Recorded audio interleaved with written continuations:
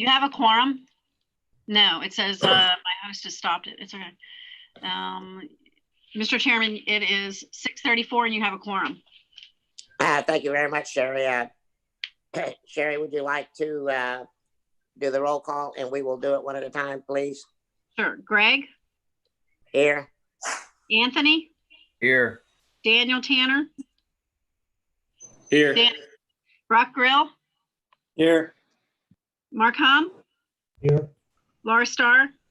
Here. Michael Glazer? Here. You're all set, Mr. Chairman. Thank you very much, Sherry. Good evening, ladies and gentlemen. Welcome to the, excuse me. Welcome to the Wednesday night, May 27th, 2020 Tech Talk and Lake Worth Planning and Zoning Board meeting. Do we have any additions, deletions, recording, or approvals of the agenda? No, Mr. staff? Okay, thank you very much. We have no minutes from the last meeting, so we'll skip that. And we'll go straight to cases. Excuse me, Sherry, you want to swear in staff and applicants? Anybody's going to testify tonight before this body? Keith, are you able to bring over, I'm going to say Jeff Burns?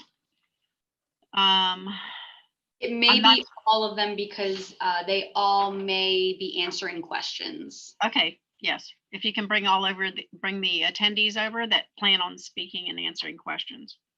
And Keith, could you make Andrew a co-host when you get the chance, and he can help manage that too? Yes. So. Okay, Andrew should be a co-host now. Thanks.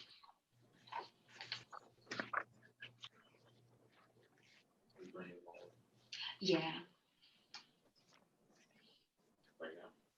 Yeah, I swear. Thanks.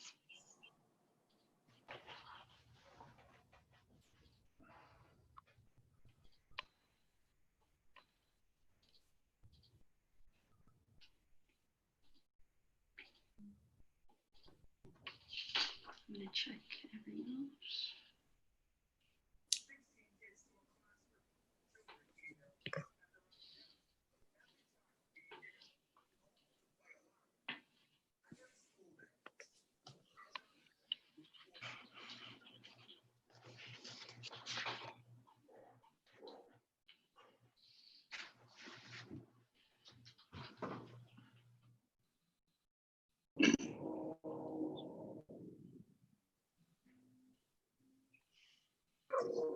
Okay, are they all, I think they're all over, right? Yeah. If everyone can turn on their cameras and their microphones, please. Okay, my camera is not working. Camera's working, video's not. I don't know why, but at any rate.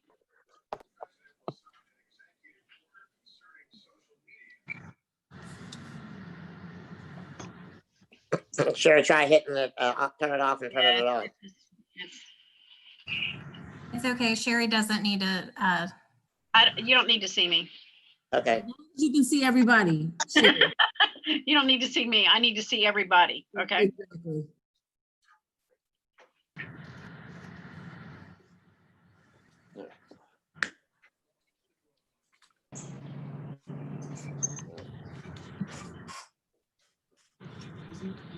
You know what? You're going to have to close the door. Sorry, here we go. David? I have.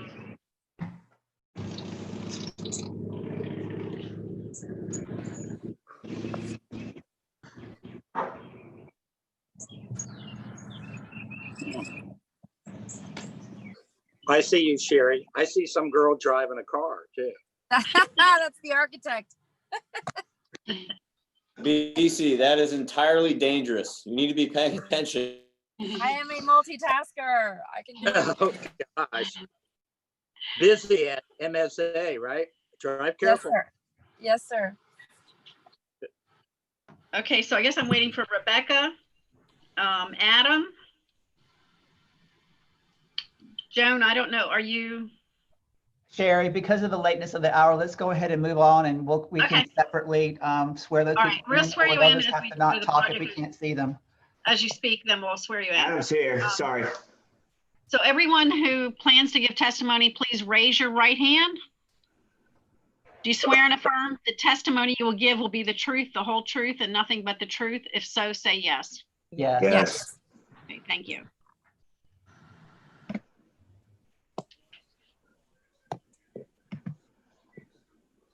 There we go.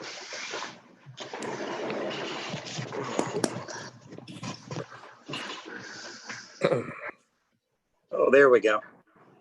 So for some of the folks who were now able to see and who were sworn in, we're going to go ahead and turn your video off while Alexis gives the initial presentation as soon as we get to the public hearing items. But we're ready to move on, Mr. Chairman.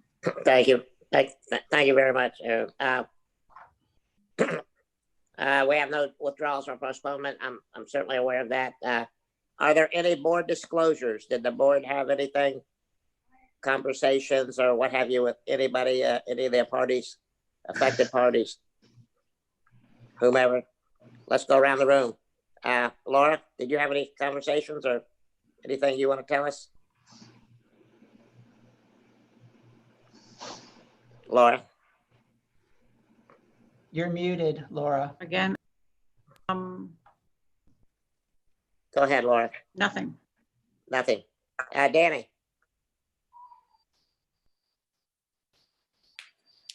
Danny? I'm sorry, can you repeat that?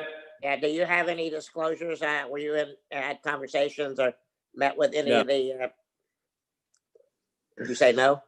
No. Okay, thank you. Anthony, how about you? No, no, I did not. I did not either.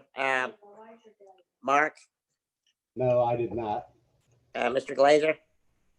I spoke with Rob Rannenbaum, the traffic engineer today, briefly, and we did not go into any details on this.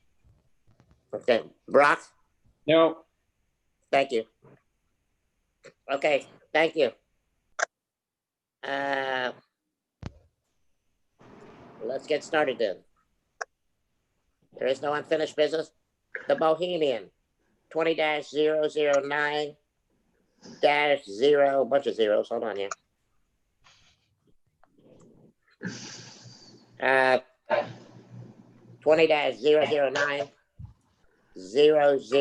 20-009-00001. A request by Jeffrey Burns of the Affiliated Development Corporation on behalf of the applicant, 1017. I'm sorry. The applicant won 1017 Lake Avenue LLC for consideration of a development of significant impact, mixed use, urban plan development, major site plan, conditional use permit, sustainable bonus programs, incentives and transfer of development rights, incentives to construct a TOD, a transit-oriented development, mixed use, multifamily development within the transit-oriented development east, TOD east, of the artisanal industrial AL zoning district. The subject properties are the following property control numbers. All are part. P&Z 38-43-44-21-15-500-0030. P&Z number 38-44-44-21-15-500-0010 and property control number 38-43-43-28-44-001-0000. Alexis, take it away. Good evening. Thank you, Chairman. For the record, I'm Alexis Rosenberg, Senior Community Planner, and I'll be presenting new business item A. If that wasn't already a mouthful, I'm going to go over it again. So it's a consideration of a request by Jeffrey Burns of Affiliated Development on behalf of 1017 Lake Avenue LLC for consideration of a development of significant impact, mixed-use urban plan development, major site plan, conditional use permit, sustainable bonus program incentive, and a transfer of development rights incentive to conduct a transit-oriented mixed-use multifamily development at 1017 Lake Avenue, 101 Southeast Coast Street, 201 Southeast Coast Street. I love this one. I said, can I have the middle one? Going into the site location, the site's located on the southwest corner of Lake Avenue and Southeast Coast Street. It's currently zoned transit-oriented development east and artisanal industrial, and has a future land use designation of transit-oriented development. Are you seriously talking about throwing yourself out? I love it. Oh, I have. Oh, honey. As mentioned, the applicant is Jeffrey Burns of Affiliated Development on behalf of 1017 Lake Avenue LLC, and the current property owner is Gel LLC. The Bohemian is requesting the following approvals: a development of significant impact, which is required for the development with over 100 residential units. Development of significant impacts are reviewed by the City Commission, and they're reviewed against additional technical review criteria because of the size.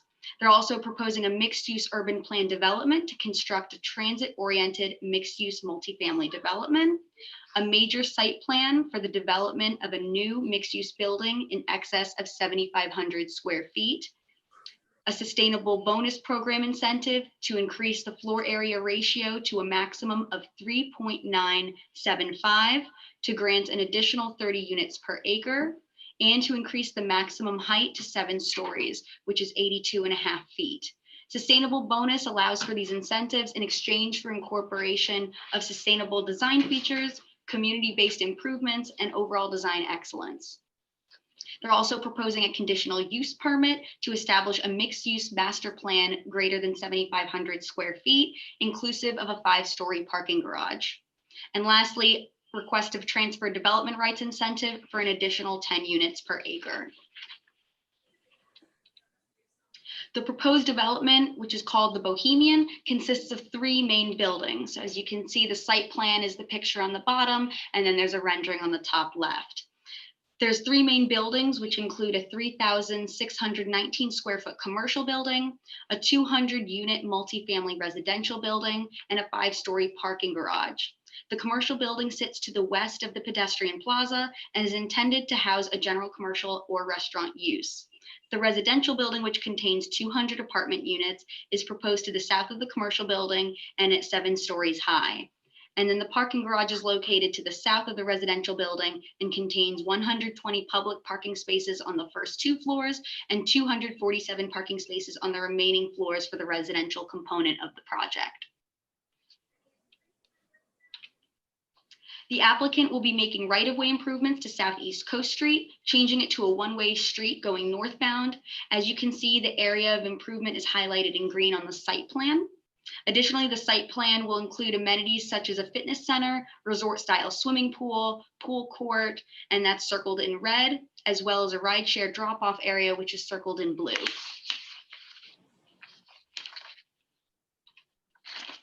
The subject site currently exists as a vacant parking lot, and the images you see on the screen are views from the east property line along Southeast Coast Street.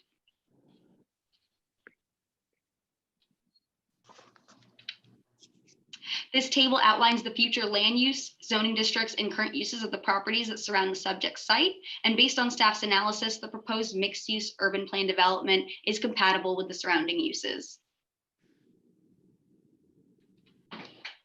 Going into staff's analysis, the proposal is found to be consistent with the comprehensive plan, pending the adoption of a concurrent amendment to the city's comprehensive plan to increase the density in the transit-oriented development future land use designation from a maximum of 50 dwelling units per acre to a maximum of 60 dwelling units per acre. You guys may recall that this ordinance was from last Wednesday, where it was unanimously recommended approval to City Commission. The proposal is found to be consistent with the city's strategic plan, the major thoroughfare design guidelines, the city's land development regulations, the criteria for all mixed-use urban plan development districts, the community appearance criteria, the review decision criteria for all sustainable bonus incentive programs, the general findings to harmony with the LDRs and protection of the public interest, and consistent with the specific standards for all conditional uses. And all of that criteria is outlined in the staff report as well. So just to elaborate on mixed-use urban plan developments, the creation of a mixed-use urban plan development allows for the developer to customize LDRs that are applicable to the project site, which can provide flexibility to allow more creative and attractive development in the city. So staff created a table analyzing the project's consistency with the base zoning district regulations, and the project will differ from these regulations in the following areas, which is bullet pointed on the left: minimum required setbacks, maximum impermeable surface coverage, minimum living area, maximum density, maximum signage, maximum wall height, and lighting. The applicant's justification for these deviations are in attachment C, and a summarized version is on pages 6 through 8 of the staff report. Staff recommends that the board recommend approval of the development of significant impact, mixed-use urban plan development, major site plan, conditional use permit, sustainable bonus program incentive, and a transfer of development rights incentive as conditioned to the City Commission. The conditions of approval are outlined in pages 20 to 22. And if you'd like, I can go over them because I have those slides available. Other than that, that concludes my presentation. And the applicant also has a presentation which I can bring up. And then following that, I'll be available as well as the applicant and the team for questions. Thank you very much. Alexis, will that be Jeffrey Burns presenting for the owner? Correct. Okay, you want to bring that up first? Yes, let me bring that up now. Thank you.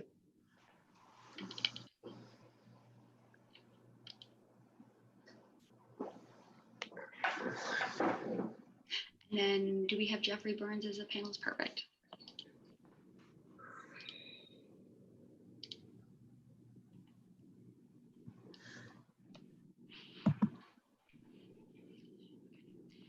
And then Jeffrey, if you could just let me know when to go to the next slide, I'll go ahead and move it forward. All right. Will do. Can you hear me all right? Yes. Go ahead, Jeff.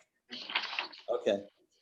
Well, I want to thank the board for hearing us today and having us present this project. We're extremely excited. And I think Alexis did a terrific job kind of summarizing the project. I think obviously, starting out, our company, Affiliated Development, is extremely bullish on the city of Lake Worth Beach. If you're familiar with our current project, the Mid, which is currently under construction on Dixie High in between 16th and 17th. We've made tremendous progress moving that along, especially during somewhat difficult times, and we're extremely excited to be able to follow up that project with the Bohemian. With that being said, it was very important to us when I guess creating a project such as the Bohemian in the downtown urban core that we did something very different than the Mid. The Mid has bigger units. It's on a 6-acre site. It's more drivable, as a central clubhouse. All things that you would typically see on obviously larger tracts of land. The Bohemian actually is situated on a very challenging piece of property. It's very long and narrow, but it lends itself to urban infill. And that's what we wanted to do. We wanted to tailor this project to young professionals and folks that are really more interested in living in an urban environment, a place where they can walk out their front door and frequent any one of the number of different establishments up and down Lake Avenue and within the urban core. So with that being said, you can go ahead, Alexis, and go to the next slide. So summarizing it, I think Alexis did a terrific job. So it was 200 units. So meaningful project, a terrific size. We're looking at providing 120 public parking spaces in the 5-story garage. So we'll occupy the rest, or our tenants will occupy the rest of those spaces. And then we will make 120 available to the public. We are actually in the process of finalizing a lease agreement with the city. The terms of that lease agreement have been approved by the City Commission. And we're just dotting I's and crossing T's at this point. So that was an important thing to us because we wanted to provide parking for the downtown businesses. One of the other unique aspects of this particular site is where it's located. It's in kind of a more or less an industrial area part of downtown. However, there's a tremendous opportunity, we believe, to be able to repurpose existing industrial buildings, such as Dave Matthews Brewery has been able to accomplish over there. That repurposing is done and has been done in other cities that we've invested in. Fort Lauderdale, for instance, has Fat Village, West Palm, the Grandview Market. Really being able to take really cool kind of creative approaches at repurposing these buildings. One of the biggest challenges that all these areas have is parking. And so if you're a business owner and you're looking to locate, repurpose a building for your use, a lot of these industrial buildings are not set up to park a tremendous amount of people. So that was another reason why we felt it was necessary to put this garage right here and allow for the public to be able to access it. We believe it'll help encourage additional repurposing within that area. So with that being said, the project is going to feature, luxury amenities, luxury finishes that you would expect to see in any beautiful project in any other city. This will be the first, urban infill project in the city of downtown Lake Worth Beach. So we're very, very excited to be able to offer a really nice luxury product for folks, again, that want to live in a place that's convenient. Go ahead, Alexis. Next slide, please. You all know where the site is located. Now, that right there shows you how kind of narrow we are. So one of the biggest challenges, we didn't know if we could fit what we wanted to fit on this site. We actually discovered the site while we were on the Bright Line heading north from Fort Lauderdale to West Palm. And it was one of those things where we're always looking out the window because our project, the Mid, is situated just, several blocks further north. And so we always like to take a look out and see what's going on that site.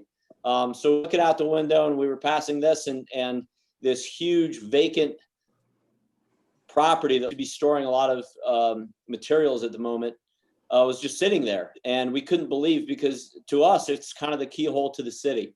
As you approach the downtown core, especially off of Lake Avenue, and you begin to cross the tracks right there, your first impression is a less than desirable one. So we wanted to do something there that was going to be really special and create a nice first impression. Go ahead, Alexis. We already talked about the what the site looks like. Obviously, it's not really providing much of a public benefit or any benefit at this particular moment. Next slide, please. So this would be your view as if you're approaching the downtown core through Lake Avenue. One of the important things to us in this particular building was to make it feel like it belonged, not to stick something there that was going to look completely out of place. I think BC, our architects with MSA, and they're located down in Miami. We're working on a couple of projects with them. She did a terrific job really capturing that. We wanted to actually do a first floor, almost standalone. Well, it's a standalone building. One of the reasons we wanted to do that was we wanted to make the building very, very approachable from the street level, encourage walkability. We wanted to provide plenty of outdoor seating and a pedestrian plaza that would, again, encourage people to come and spend time within this area. One of the reasons why we detached it, other than to kind of set back the taller structure, was to give the option of whoever our tenant is, the option to potentially purchase the property as well. So while we would be marketing it for lease, if the right tenant came along and they said, we would like to own and make an investment in the city of Lake Worth Beach, and they would have the ability to do that, it would be much easier having it a separate standalone. One of the other things that you'll notice here is, again, kind of capturing some of the industrialness, if that's a word, of this area. You know, we've got kind of a faux brick facade going up and down with a mural. So it was meant to kind of mimic, in a lot of these older cities, you see these buildings that were painted on, usually for purposes of advertising back in the day, and then it fades over time. We thought that would be a really cool look and kind of play to the area. And then you'll see on the very corner, actually, we have a rooftop observation deck. So that space up there is an amenity to our tenants to be able to go out on a beautiful night with a glass of wine and oversee the downtown area. It's going to have tremendous views looking east. So next slide, please. So Alexis touched on the site plan and the retail space. Obviously, retail is important for us because it brings vitality to the site. And then East Coast Street. You know, one of the things we wanted to do is create some residential walk-up units right there to encourage, again, pedestrian activity along that area. The parking is further to the south, which provides us with a nice little buffer between the residential and the yet to be repurposed industrial buildings further to the south. Next slide, please. This is a view down East Coast Street as if you're sitting basically in the middle of Lake Avenue. So as you can see on the very top there, you know, the observation deck, and we actually have since incorporated some color on some of the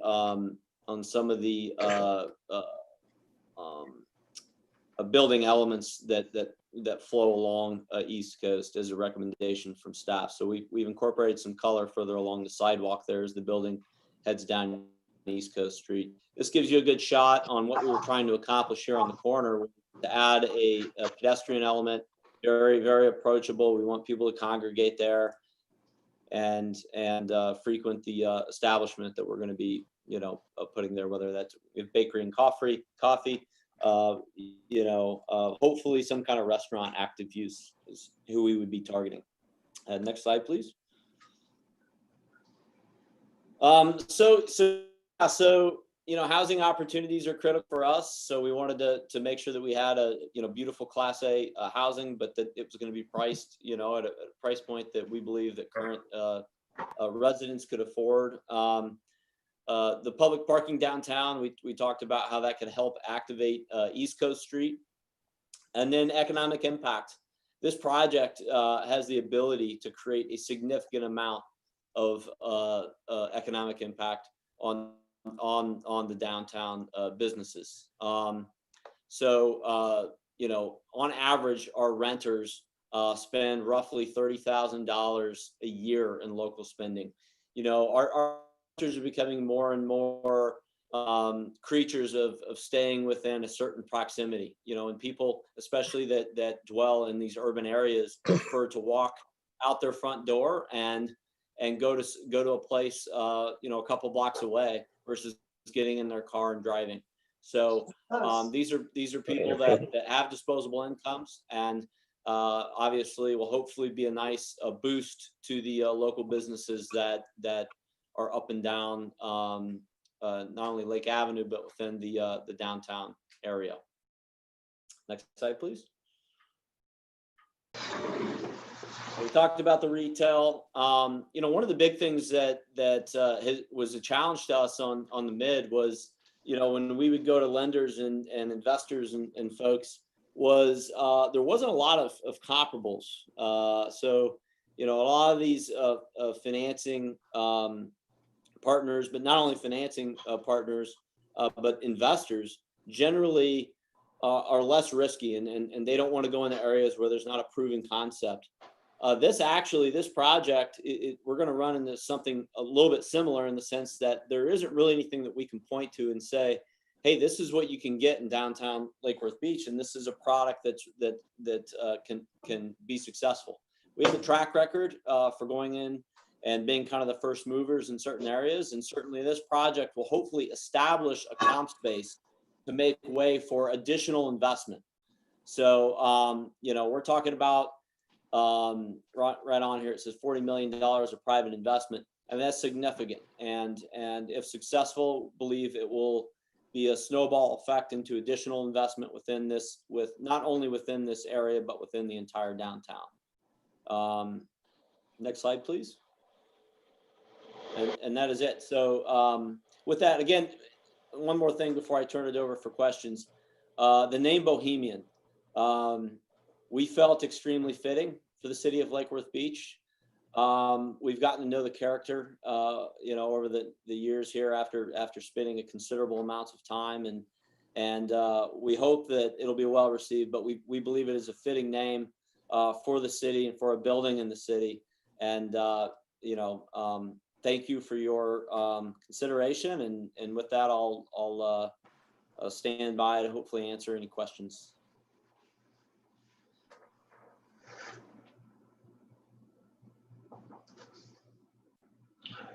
Just happened.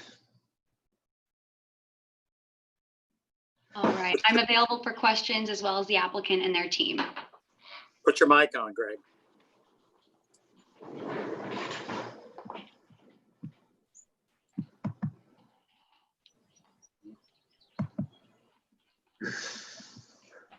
Got it. You got it.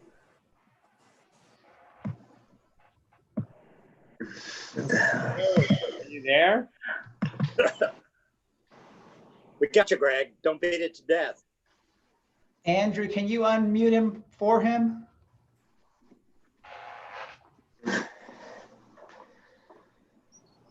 William, it's not working. Okay. Okay, there we go. There we go.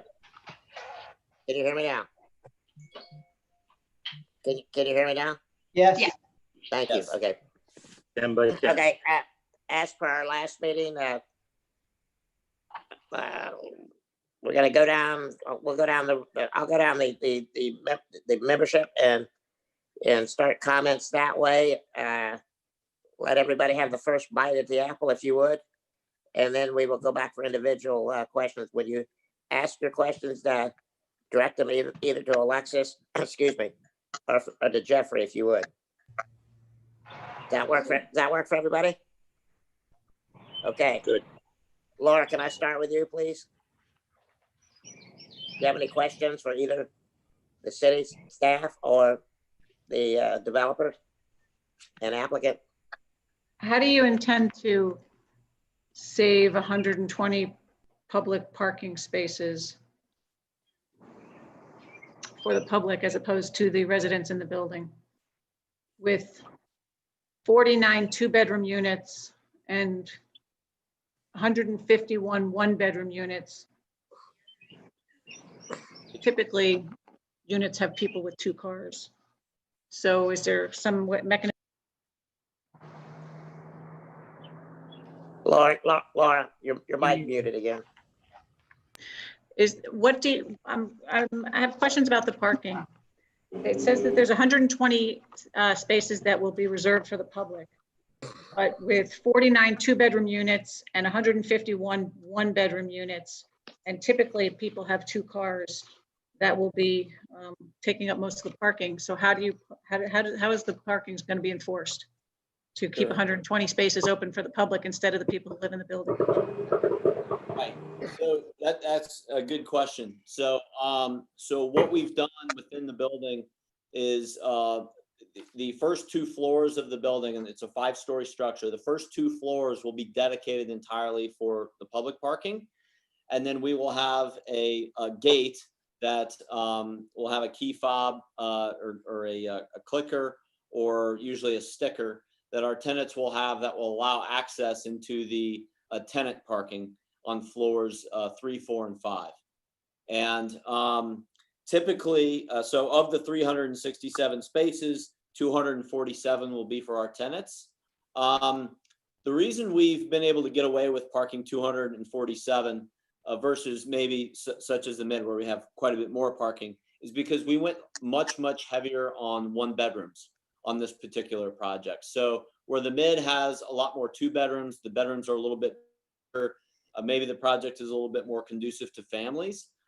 This project is definitely going to be tailored more to folks that live independently, or young couples that are living together. We the 1-bedroom units that we're doing are very efficient.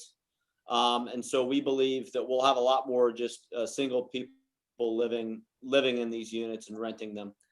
Typically what we do, just kind of rule of thumb, is when we're in an urban environment such as this is not on Dixie Highway where, right, currently there isn't a lot to walk to. This particular project is very walkable. So typically what we like to do with very walkable sites and urban projects is usually about 1.1 to 1.15 per unit for a 1-bedroom. And then for a 2-bedroom, we'll go up to 1.5. And so it's always that balance between, you don't want to overpark the building and have a bunch of spaces that are just sitting there. And you don't want to underpark it and find out that you didn't provide adequate parking. So this actually falls pretty much par for our projects that are in urban environments. Some environments, they typically encourage you to do a lot less, and sometimes you're encouraged to do a little bit more. Is the 120 spaces paid parking? So people who access that lot, they have to pay? That's correct. So the city will actually be enforcing that. And so, and I'm sure the city is intending on generating revenue with those spaces. So I believe so. I would hope so. So the city will have a parking attendant collecting money? No, we will put in automated parking meters, very similar to where at the beach. There are enforcement teams that are in the Leisure Services Department that will be used to enforce those. And those will be installed, it'll be like a kiosk type arrangement. So you pick a space, you put in your money very much like you do at the beach, and you get a ticket. We have not determined what the fees are going to be or what the projected revenue is going to be, but that's how we plan to enforce it. Okay. Brock, I'm going to go back and forth. Brock, you have any questions right now? Yeah, so I was looking at the landscaping, and I mean, look, the project looks great. I agree the property is not great for the city, so I'd love to see something here, but I found the landscaping kind of disappointing, frankly. It just, no shade trees, commentary on some kind of palms, some sort of weird palm tree. I don't know. I gotta find it again, sorry. Anyway, oh yeah. Phoenix Sylvester palms. I mean, I don't know. From my perspective, Lake Worth has a real issue with shade trees and sort of the amount of landscaping it does around a lot of its developments. And this is a golden opportunity for the city and for the business developer, because I'm sure they got a great deal on the property and they stand to probably do very well on this investment. So that's the thing I would bring up that I would hope the applicant might be open-minded about, is perhaps doing something a little more on that front, or maybe the city could comment on this. Thank you, Rob. Jeff, you want to go first? Sure. So, yeah, landscaping is definitely one of the biggest challenges that we do have on the site, given that it's so narrow. One of the things that we look at is our experience, our residential experience. If you're sitting, either in your unit or on your balcony, right? So half of our units are going to face east, and half are going to face west. West, you have obviously the railroad, and everything that goes along with it, which is definitely not the most attractive visual for folks. And so actually we focused very heavily on making sure that we had very tall palms and things that were going to obstruct our views to, I guess, less maintained areas further west. Obviously the best views are further east. Now with regards to shade and all that was actually something we also struggled with, given that this is a very narrow site and kind of a tall building. We wanted to make sure we provided plenty of sunlight. So with the folks that are going to be situated looking further west, we wanted to provide You know, obviously the pool area and that amenity space down on the ground floor, plenty of landscaping, but also not overdo it so that we're allowing plenty of light in, because you know, obviously when the sun, you know, does its cycle, we want to make sure that as much natural light is entering that area as possible. With that being said, you know, we can certainly, you know, have a look at the trees that we chose along East Coast Street, and you know, and see if there's something that you know, provides a little bit more shade. Sure. Maybe I'm thinking about a hedge too, like on the west side. You know, you are on the railroad track, and I know it seems like a waste of money, but you made a nice presentation showcasing how you will be a keystone property for the community and the city, and how you will, in one stroke of construction, remake the appearance of Lake Worth Beach from the train and from the Brightline. So I think it's worth thinking a little bit about this, right? I mean, in terms of, it seems maybe wasted. You mentioned high trees for sort of to block a view, but perhaps 6 or 8 foot hedges to just create a little buffer for the noise for the tenants, as well as to improve the appearance on the train side, might be something to think about. I don't know what the rest of the panel thinks, but it's something that crossed my mind. Thank you, Brock. And Adam, actually with Environment Design Group, with the landscaping, and Penelope's with me as well. We've actually met all of the requirements per the shade trees. And we do actually have a hedge, silver buttonwood, native tree, very drought tolerant, along the fence and property line. We could beef up the height. I'm not against that. Our biggest concern is we do have canopy trees there as well, which are probably going to start off with a minimum clear trunk of 6 or 8 feet. So we wouldn't want to go any higher than 6 feet. And then within those canopy trees, I believe they're green buttonwoods. We also have the sable palm staggering, like Jeff said, so that we have multi layers. So we do want to facilitate screening from the ground plane all the way up as high as we can with multiple layers. And part of the reason we also have the landscaping on 2 different plans. I don't know if that might be adding a little confusion as well. One is just with trees and palms, and the other is with shrubs and hedges. Thank you, sir. Did you get sworn in, by the way? Yes, sir. I didn't have my camera on at the moment, but yes, sir. Okay. Greg, before we pass it along, Alexis, there's a lot of talk about all kinds of different trees and hedges, and I'm having trouble finding it in my packet. I found one small landscaping section, and it doesn't have any of these details in it. It just talks about the silver or the Phoenix Sylvester palms, basically. And there's a lot of other things Mr. Mills said that sound very reasonable and make a lot of sense. I couldn't find them though. Did I miss something? I know that in regards to the Phoenix Sylvester palm, there is a small paragraph in the staff report that touches on that. The site plan or the landscape plan should be in attachment B, the site plan package. I'm going to open it up and just make sure that it's there. There was a lot of documents, so it might have been buried in. Let's see. I might be able to share my screen. So Brock, do you have the tree and palm plan, or do you have a different one in front of you? If I can add, it's on page 42 of the PDF backup document. And Brock, your mic is muted. Yeah, I'll have to look in the PDF, which I'm going to have to find. So it wasn't in my printed documents. I didn't see it. So let me try and find the PDF. I'll take a look. Why don't we move along, and then I'll look at this, and maybe we can, Alexis and I can take a look at it, and maybe we can roll back around to it after.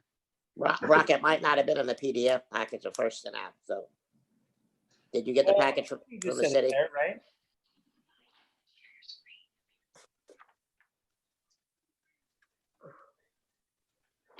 Right, Anthony? You said Anthony did say he got it, but yes. Yeah. All right, I'm going to try to find it. Okay. I think if you want, I might be able to bring it up. If you wanted, do you want to circle back, or I could try and bring it up now? Can we look at it real quick if you can pull it up? Let's see.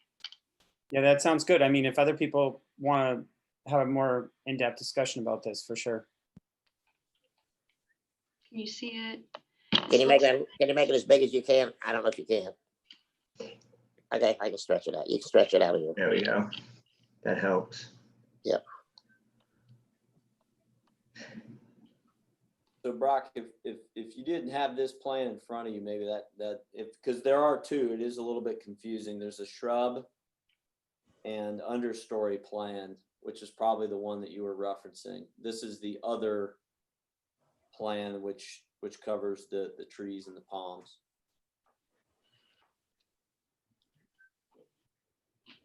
Let me go to the shrub one, I think is on the next page. Actually, Alexis, can you stay on there? And could the landscape architect please go through the species of trees that are along the rights of way?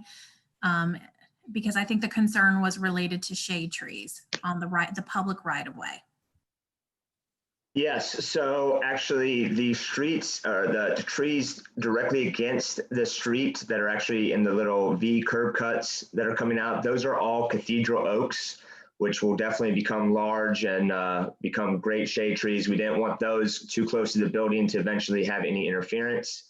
And then the other trees that are actually on the opposite side of the sidewalk all along would be the gumbo limbo trees, which are native and drought tolerant and make a very strong statement. But at the same time, it's actually during more of the winter months, so they're not as need of shade, but they do defoliate for a portion of the year. Yes, it is. So if that is a concern, we can always look at changing that out to a different species. But again, we really like the look and we were definitely going for a very native look and feel for the property. Which is great. And I did not see this. So a little clarification, these are street parking spots we're looking at in between the oaks. Is that the idea there?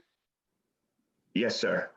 And are they exist right now, or that's part of the development plan, is that parking would be put in there? That I I'm not believe, sure. and William can confirm, I believe that will be part of the right-of-way improvement to install them, and there will be a total of 12 on-street parking spaces. Sure, some people on the board might think this is a bit silly, but when you're popping in 120 parking spaces for the public, to me, it would be a bigger priority to make that a larger sidewalk and put, oaks along there and have it be a little more natural. There's, people complain so much about parking in Lake Worth Beach, but I don't think this one property has the responsibility of creating a ton of parking when it's putting in a parking garage, right? With parking for its own tenants as well as the public. I'd like to, anyway, it's just a thought. Brock, that could be visitor spaces and your parking spaces and what have you too. Well, 120 public spaces, you can mark 20 of them off for visitors and have the others be pay for use if you want. There's a lot you can do with that. And it's a real missed opportunity, street side parking like this. It's just I know we do it a lot in the city, but. So we're actually not allowed as part of our agreement to park our visitors within those spaces. But, one of the things to also consider is the commercial, the commercial space down there as well. We're going to have to provide some parking for them. And not only that, but I like parking on this street. If you've walked up and down this street anytime recent, I mean, there's tumbleweeds going in the middle of the street. There's nothing going on, and we want people moving around. That activity, as crazy as it sounds, just having people pulling up in their cars and parking there, it's going to create some activity. I think it'll make people feel much safer than it currently sits. That was one of the reasons. Thank you, Joe. Brock, can we move it on down to the next board member? Brock? Okay. Yeah. Anthony. Yes, thank you, Mr. You're Chair. up. Thank you, sir. A couple items. I'll just start with the design. I like the design. I thought it looks great.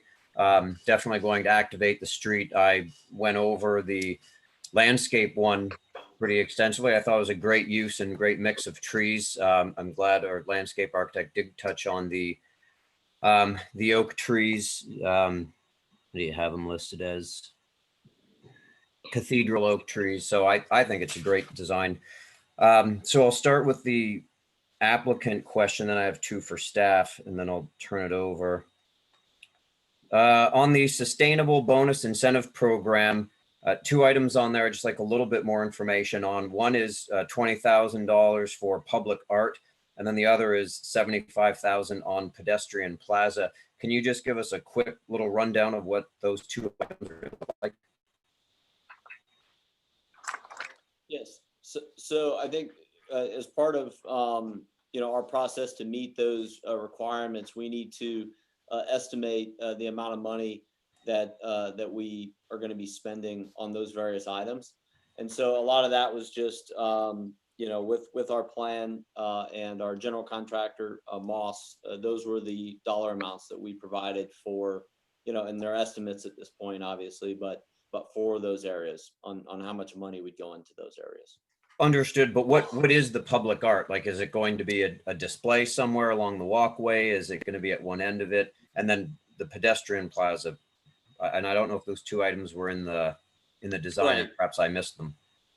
Sure. So the pedestrian plaza is on the corner there next to the commercial space. Okay. And then the public art, we actually, we want to do stuff as crazy as it sounds, as much incorporating some of the elements that you see, like such as the banner, or not the banner, but the mural, sorry, that we have on the side of the building. We may end up hiring a local artist or something to do that. We actually on the mid are currently looking at commissioning a local artist to do some interior artwork for us as well. So while we haven't identified the exact areas and what we're going to be doing in each of these areas, this is what we allotted right now for these spaces. We may determine that it's more appropriate to do them in the pedestrian plazas and do more sculptures and things like that, or we may decide that it's more appropriate to do that with muraling and painting, on one of the structures. Okay, thank you. And then my next two questions are for city staff. Earlier, it was mentioned that there's a lease agreement. I think it was mentioned it's being finalized. Are you guys able to elaborate on what the cost is to the city and also what the term? William had mentioned earlier how it's going to be set up, that it will be the parking kiosks. I know Del Rey has that all set up. They don't have ticket takers or anything like that. So I understand that part. But do we know what the agreement is, how long and how much? There are various components of it. William Waters, Community Sustainability Director.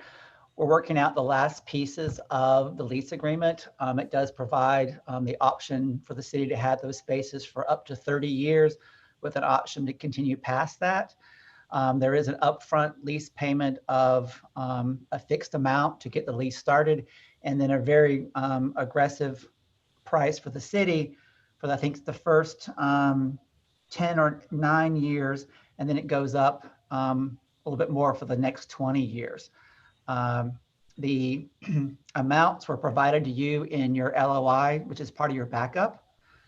There's a letter of intent that explains what those dollar amounts are. The cash of the first payment, which is due at the temporary certificate of occupancy, is a little over $2 million. And then the rental rates for the spaces, I believe, for the first year are, I'm probably gonna get this wrong, $120 a space. Maybe Jeff can pull it up quickly. I don't have it.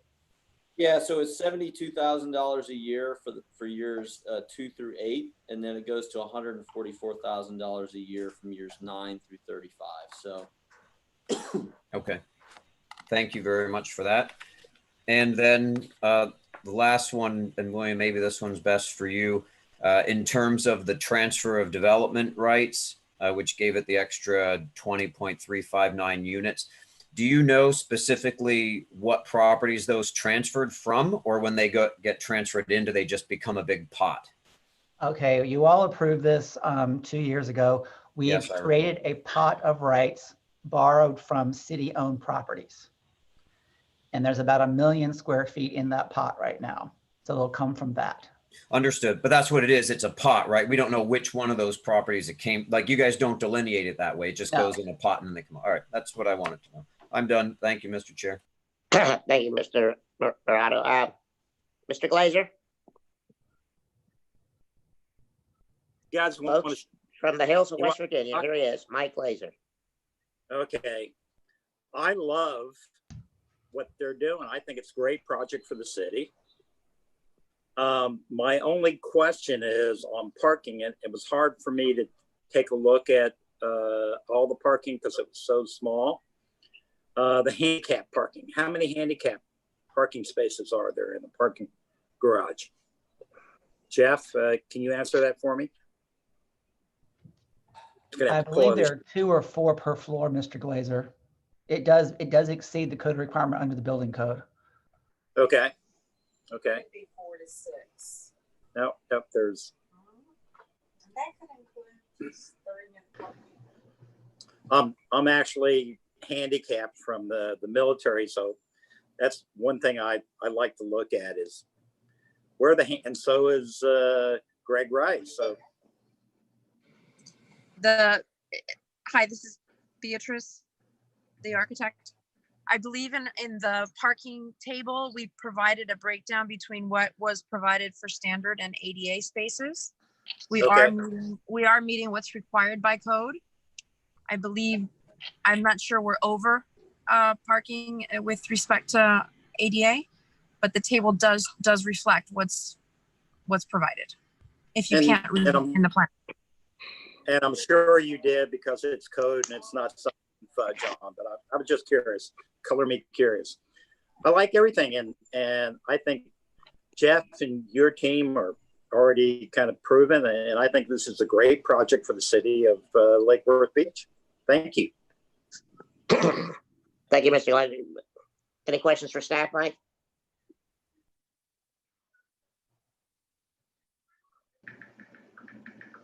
I guess not. Okay.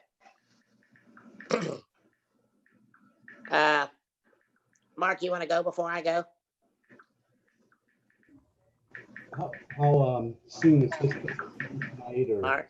when would you start? Hello? Hello, Mark. Can you hear me? I can hear you. Can you hear me?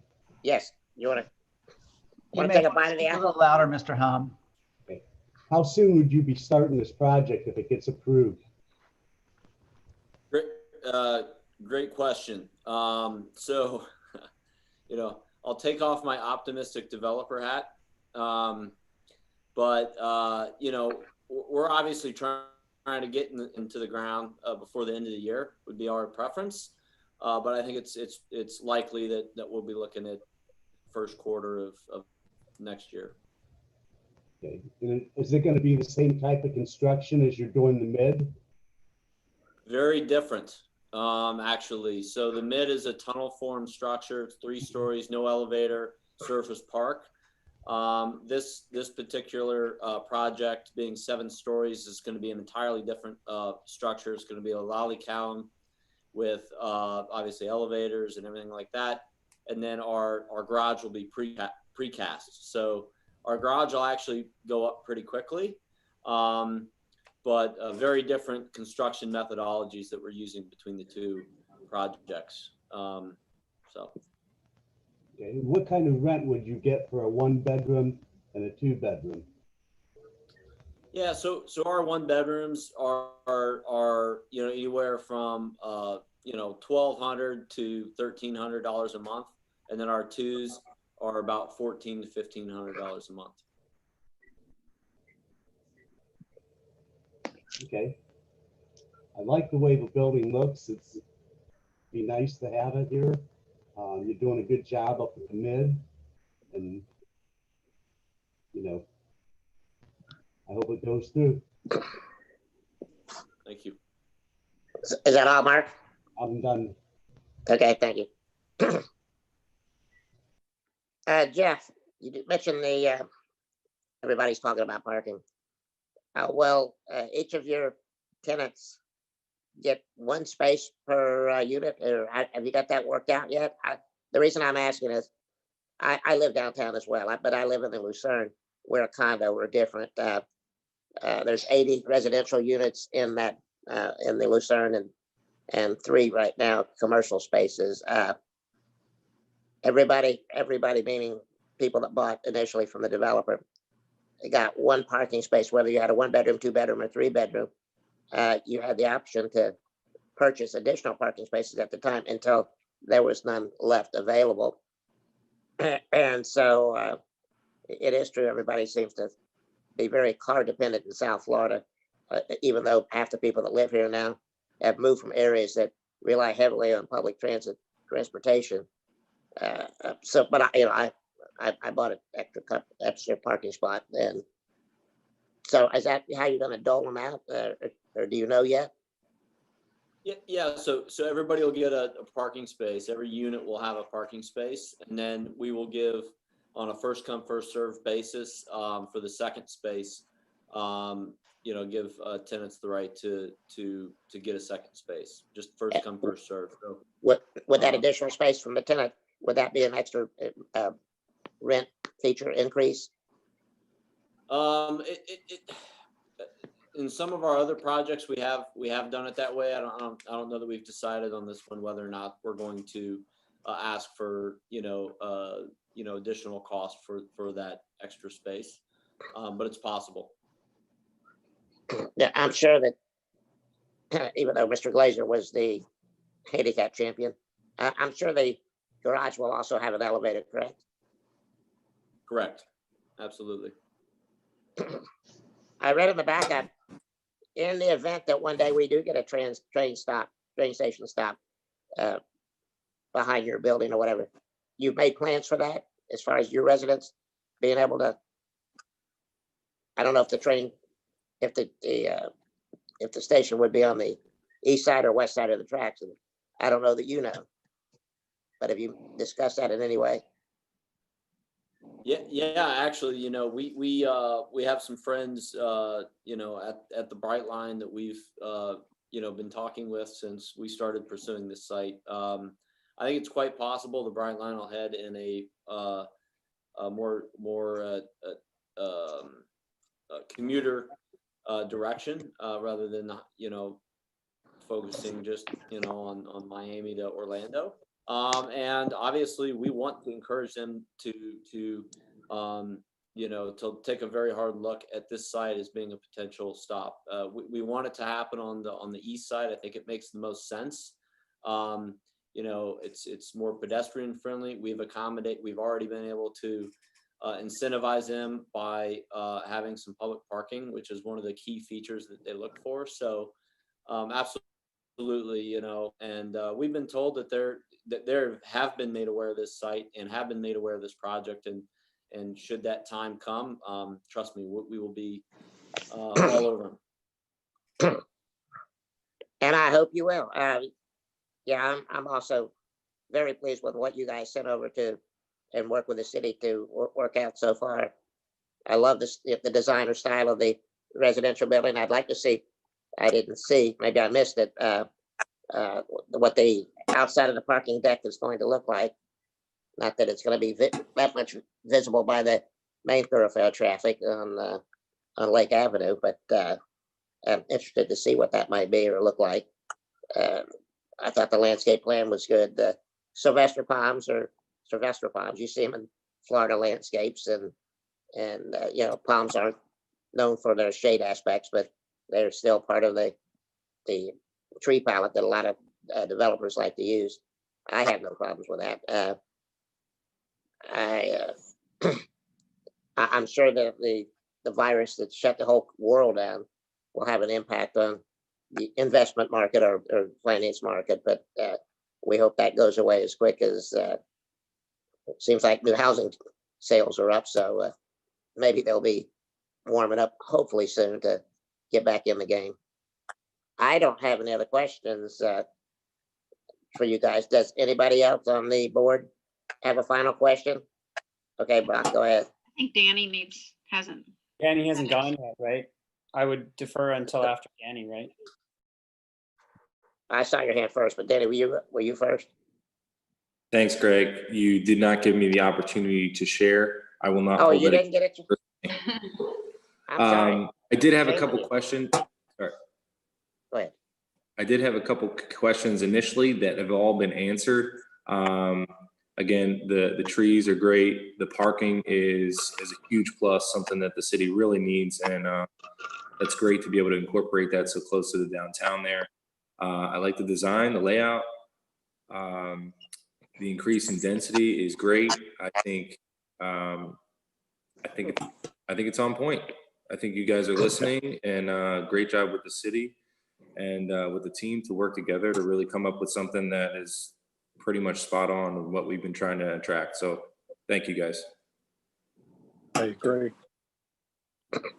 Okay, Brock. I'm sorry. I was just curious about this whole idea of, you kind of brought up, Jeff, that they would be rentals, but that people might have the option to buy. I'm just curious about your thinking as to why you're opting for rentals as opposed to condos in the first place, and a little bit about kind of how that came to be. Sure. Yeah. So I was actually referencing the commercial space. Yeah. So no, they'll be rentals. That's all we do. Okay. We're just not. Yeah, we're not condo guys. There are condo guys out there. Yeah, that's totally reasonable. I didn't quite catch that, so I just wanted a little clarification on that. Yep. And Jeffrey, the commercial space, what's that? 3,500 square feet. Is that right? Yeah, approximately, just a little bit less. Yes. So you could have 2 users, possibly smaller users, Absolutely. Or one nice sized restaurant. Yep, absolutely, and it's a not double height, but it's a pretty tall building, so there's a potential for a mezzanine floor in there as well. Yeah, we want to get the right user in there that's going to be a good asset to the building and the downtown area. Provide vitality. It has to be a draw because right now there isn't a tremendous amount right within that immediate block, and it'll help kind of pull people down East Coast too, and help encourage a lot of repurposing, hopefully, in some of those buildings down there. I'm sure you've met with Dave Matthews and spent a little time at his little place down the street. At least I hope you have. Yeah, right. Yeah, exactly. I think that'll be our new meeting spot. It should be. It should be. Okay. Jeff, if I could, one other thing I've been wondering about, I don't mean to interrupt, but I wasn't quite finished. So with regard to the rental and condo idea, so do you guys actually handle the renting after the development is done, or do you turn it over to someone else and then they own the building and they handle the rentals, or do you guys kind of handle the whole process from birth of the project through ownership through renting out the properties? So that's a good question. So we hold on to our assets, so we'll own it. But we hire a third party management company that will actually do all the leasing and management of the building. So that is not something that we do in house. We work with Castle Residential.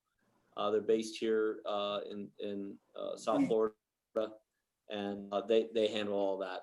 And then, of course, we oversee them. So we make sure that everything from our branding to, leasing and everything is handled appropriately. I had a couple more questions. Okay, go ahead, Laura. How many completed projects do you have? That's a good question. Well over 1,000 units. Completed projects? Yeah, completed. Not units. We've got 5. 5 that are completed? Correct. Where are those? So a couple of them are up in the Midwest. One is in Miami. One actually here in Fort Lauderdale. We're wrapping up here in June, called the 613. That project, Mawson Associates is our general contractor, and then the one up the street, the Mid, there on Dixie is about 25% complete at the moment. We're currently under construction on that one. So these 5 projects that you're talking about, those are all part of affiliated development? Correct. Well, they're not owned by affiliated. Our affiliated development doesn't own anything, actually. They're owned by partnerships that we control.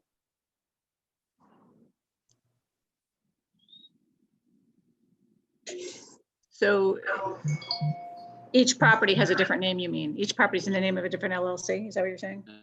That's correct. Yeah, we don't, there isn't one a project that we've done that's owned by the same company. It's a requirement from our lenders and everybody. They have to be single asset entities.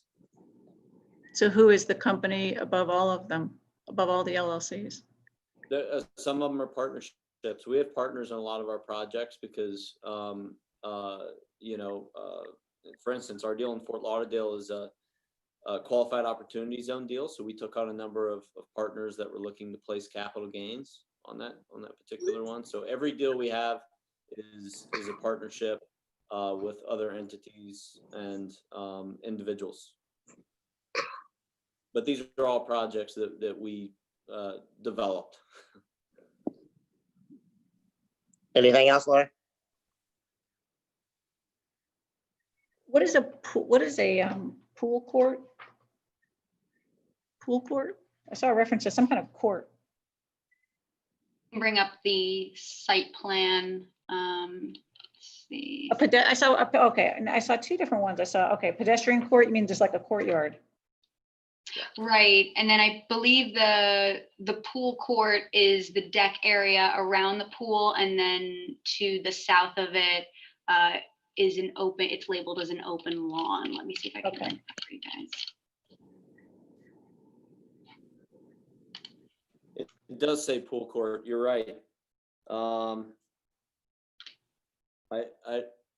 not entirely sure. I mean, it's a pool. This is, sorry, can I just say something? This is Rebecca Zissel from Saks Kaplan. There's a condition of approval on there that if William has a comment on it, that says that will be relabeled to open lawn. Yeah. So there's an open lawn area here, as you can see, and I think there might be a little confusion because on the following site plan, that same open lawn area is labeled as a pool court. The pool court, if I can scroll back up to the first site plan, the pool court is labeled as the area that's around the pool, so it looks like it's the pool deck. And then to the south of that, which was previously labeled as a pool court, is now an open lawn. That's correct. Is that where the dog walk might be located? The dog park is labeled between the parking garage and the residential building. Okay. I'm not sure if you can see my cursor, but yeah, it's like right in the middle right there. So, Greg, so if you remember on the mid, we did right in the middle there, we did a big game lawn and just open green space. And given how, kind of narrow and long this site was, we thought it was a good opportunity to allow some green space for people to go out and either read a book or throw a Frisbee or whatever.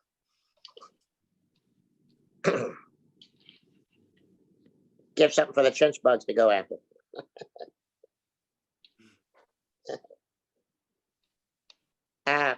Laura, anything else? Yeah, there were 2 other things, mechanical surveillance and natural surveillance. What are those? Are you cameras and a person? I believe, so the details of that is in the SEPTED plan and attachment C, I believe. And I think, and Jeff, you can correct me if I'm wrong, but I think the natural surveillance was pertaining to the amount of glazing on the buildings. So it puts eyes on the street. So that's the natural surveillance. Is that correct? Yes, that's correct. Yeah, Beatrice. BZ, I'm sorry, BZ, the architect? Yes, sir.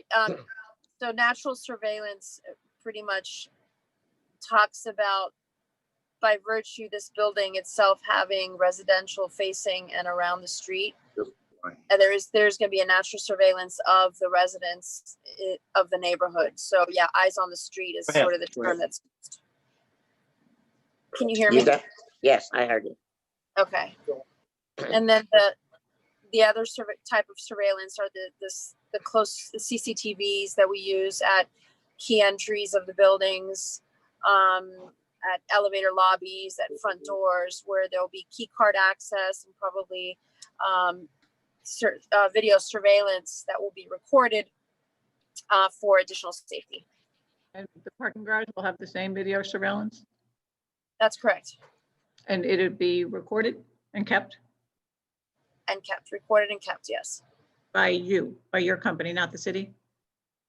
I'm not sure what the details are with respect to the city versus the balance of the garage. I would imagine both of us, we would be recording both. Anything else, Laura? I think that's it. Beatrice, I hope you can find a parking spot next time you come to Lake Worth, if that's what you're doing. If you're riding around looking for a spot. I'll take the train. Looks like Jerry Steinfeld. Comedians in cars or whatever. But you've done a great job designing the exterior of this building. Thank you. We had a fun time doing it. It shows. Anybody else, any other board members have questions, comments? Now's your chance to speak up or forever hold your peace. And I figured Brock would always have one more. Go ahead, Brock. I wanted to follow up on what Laura asked, which is, Laura asks really good questions, right? And you walk away thinking, wait a minute, why does a development company with two properties they've developed in the Midwest, one in Miami and one in Fort Lauderdale, all of a sudden start developing these large properties in Lake Worth Beach? It's sort of, I'm not saying I don't like the city. I live here. I love the city. I'm just kind of like a bit baffled as to how this comes about. It was described in the presentation as we took a bright line ride and saw an open lot. And I just thought, okay, maybe, but maybe a little bit more, Jeff, than this would be helpful. Yeah. So Brock, it's a question that comes up a lot. Why are you guys doing the Lake Worth Beach, and how did you end up there? Our company, we focus primarily on what we call as underserved areas, and we're willing to take a little bit more risk than the average developer and going into areas that may not have a tremendous amount of existing product at the same type of product that we do. And so, to my point earlier about comps, there's a lot of companies and a lot of the bigger corporations certainly have the strategy of once it's a proven market, we'll go in there, we'll build our product and we'll move on.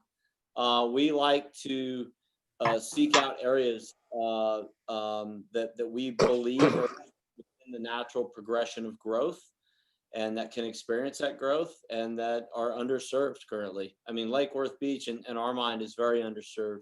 We believe that there should be a lot more product like this there, and that's why we're doing it. I couldn't agree with you more, but how did you don't live in Lake Worth Beach. How did you even find out about the city and the opportunity to develop property here in the first place, before the mid? Right, yeah. So actually my partner, Nick, he right here. So Nick actually lives about 5 minutes up the road. So it depends what project, right? Yeah, So yeah, so from the mid, he lives right up the street. So Nick grew up in the area. He's very familiar with the area. And then listen, it's our job to know these things. We have to know the markets we're doing business in. And although we're down in Fort Lauderdale, we spend a tremendous amount of time up in the Palm Beach area and doing our best to educate ourselves on opportunities that we might think are present. And not to mention the city of Lake Worth Beach has tremendous people that have been really great to work with. There are certain cities that have high barriers to entry. They put you through the ringer. It's very bureaucratic. And I can say that we have a very good relationship with the city, that city staff and the elected officials. And that gives us a great deal of confidence. What we're doing is already risky enough. And when we all work together, it makes us much more confident about what we're doing. So Jeff, you really do have a silent partner. Right, exactly. I'll let him talk. How long have the two of you worked for affiliated or with affiliated, or how long has it been in existence? Sure. So actually affiliated, we rebranded it. So Burns and Company was my father's company. It started in 1982. What was the name of it? We operated under Burns and Company up in the Midwest for a number of years. And then when I moved down here and Nick and I got together, we decided to rebrand the company from Burns and Company to Affiliated Development. So we did that probably about 5 years ago. Yeah, about 5 years ago. Have you eaten a lot of breakfasts at Farmer Girl yet? We have been there. There's a few good spots up and down there that we've been hitting up. We're ready for everybody to open back up, and And so are we. Well, I'm glad you were riding the train that day and paying attention. Yep, us too. Anybody else? So there was a commitment to raise the height of the hedges at the back on the train side that was mentioned. Can we get that confirmed, Jeff? As long as it fits within your landscaping plan and isn't going to be a problem for the other trees? So long as it's in our property, I mean, our job is to hedge that as best we possibly can. What we can't do is plant hedges within the FEC right away. Of course. Yeah. Yeah. But you just mentioned about how Lake Worth Beach asked so little. I thought I should ask for something. Adam, did you have something to say on that? No issues on our end. We'll be able to we'll up the height to at least 6 feet minimum upon installation. And as the canopies grow, the hedge will be able to grow as well. Yeah, because the wall's going to be 8, right? Yes. Yeah. Yes, thank you. Yes. I like that. Tall walls. Anybody else going once? Going twice? 3 times? It seems without a vote, we have a pretty positive indicator that we probably have a majority consensus on this, but we always like to. Mr. Chair, public comment? Please. Yes, I do have. Sherry? I do have one comment. Thank you. And not from me. So this is from the owner of the CVS at 101 North Dixie Highway, Linda O'Connor. She said she's excited about the Bohemian projects and thinks it will add a lot to the city, but has a few suggestions. And it says one is rather than an 8-foot wall with a mural, have a 6-foot wire fence hidden with greenery and shrubs. This will create more green space and will be environmentally sound. Okay. Number 2 is a plain 8-foot wall will be unattractive and divisive. Perhaps a 6-foot mosaic wall, which looks like Florida, could be nice. And comment number 3 was any kind of painted mural will cheapen the project and make it look like an urban area, and it will scare tenants away. So, okay. So her 3 suggestions. Thank you very much. We have in the line of nobody online, you said? No one online, nothing coming in during the hearing, and that's it. Good, thank you. Thank you, Brock, for reminding me. It's always good. It's always good to get input from the public. Okay, that being said, would anybody like to take a stab at a motion? I will. I move to recommend approval of PZB project number 20-00900001 with staff recommended conditions for a development of significant impact, mixed use urban plan development, major site plan, conditional use permit, sustainable bonus program incentive, and a transfer of development rights incentive to construct a transit-oriented mixed-use multifamily development at the subject site. Project meets the applicable criteria based on the data analysis in the staff report. We have a motion. Do we have a second? I just clarify, Mr. Chair, that was approval with conditions, correct? Anthony? It is approval with conditions. I'm just looking for the wording, but yes, with conditions. Okay. With, yes, the first line with recommended conditions. Do we All have right, a, we have a motion. Do we have a second? Second. I would second that motion. Mark, I think Mark was first, but okay. Oh, I'm sorry. Okay, I believe Mark was first on the second. Go ahead, Mark. Yeah. I did it. Second. Okay. Okay, any other comments before we call to the vote? Okay, we have a motion and a second. I'm gonna call the vote. All those in favor, do we need to take a roll call vote, Sherry? It'd be best, please. Or, I okay, wait. think that's the only way it's probably gonna work, so. Okay, okay, Start at the top. I'm just gonna write Greg, yes, vote to approve. Anthony, Yes. Daniel, Yes. Brock, Yes. Mark, Yes. Laura, Yes. and Michael. Yes. Yeah, We it was have a majority. unanimous. We have a majority. Well, thank you. This will be Thank you, going board to the members. City Commission on June 9th and then again on June 30th. Good. Any other comments or anything from staff that we need to know about? That is all. Thank you very much. Alexis, you did a great job tonight. Thank you. Great job, everybody. You're gonna go a long way in this business, Alexis. Aw, thank you. Of course, when you do, we end up losing you, so Oh, no. maybe I shouldn't be so gracious with my flowery comments. But you did a good job. Thank you. I really appreciate it. Just as a planning issue item, you will be busy for the rest of the summer. We have probably, I think, 6 or 7 projects coming to you all over the next few months. So this is the beginning and you'll be busy. So get ready. Love it. A long ride. Thanks, Wes. We like that. So our next meeting is the regular first Wednesday of the month? No, it'll be the 3rd Wednesday of the month. 3rd Wednesday of the month. June Okay. 17th. It's also anticipated that we will be going back to a semi-live meeting in July, and we'll keep you abreast of that. Question being, what does semi-live mean? You may have to be, a quorum may have to be present in person, and we may have the rest of the meeting run from Zoom. But we'll keep it. I mean, we've gotten some indication from the governor's office that the live quorum requirement will be going back into effect in July. Perfect. And including public? Well, that's what we're going to be working through. We will maybe do a modified meeting, very much like what the City Commission did back in March. There's a limited capacity to the City Commission chambers, everybody separated, or we may work out some system of the public participating remotely. We will let you know. Good.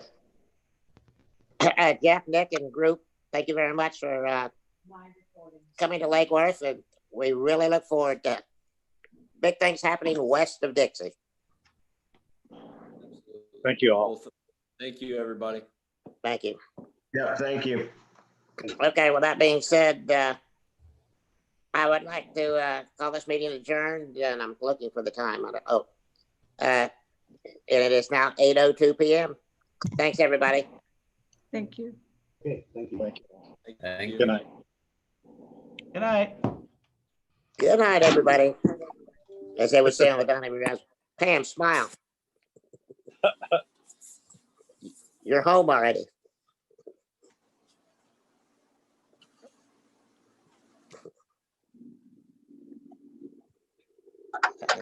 How do I turn this thing off? Leave. All right, we gotta shut it off.